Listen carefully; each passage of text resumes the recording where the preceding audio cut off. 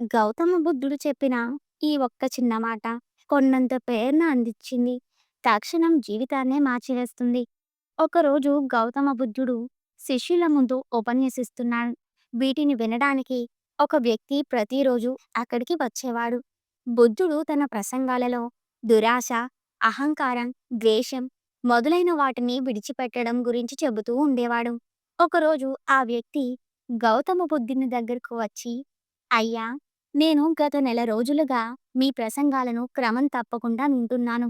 అయితే అవి నాపై ఎలాంటి ప్రభావాన్ని చూపలేదు. నాలో ఏదైనా లోపం ఉందా?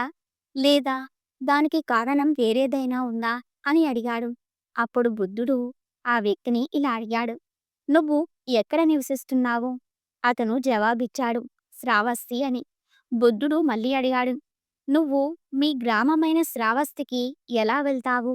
ఆ వ్యక్తి బదులిచ్చాడు, నేను కొన్నిసార్లు ఎడ్ల బండిలో, కొన్నిసార్లు గుర్రం పైన వెళ్తాను.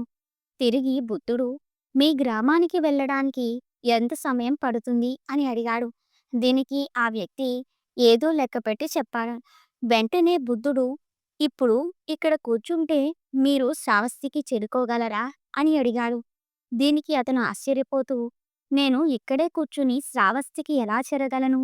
అక్కడికి చేరుకోవాలంటే నేను కనీసం నడవాలి, లేదా ఏదైనా వాహనం సహాయం తీసుకోవాలి అని అన్నాడు.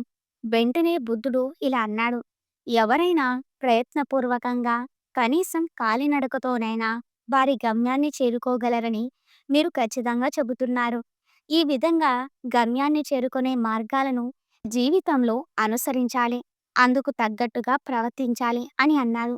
బుద్ధుని ఈ మాటలు ఉన్న వ్యక్తి, ఇప్పుడు నా తప్పేమిటో నాకు అర్థమైంది. మీరు చూపిన బాటలో ఈ రోజు నుంచే నడుస్తారు అని అన్నాడు. బుద్ధుడు ఆ వ్యక్తిని ఆశీర్వదించాడు.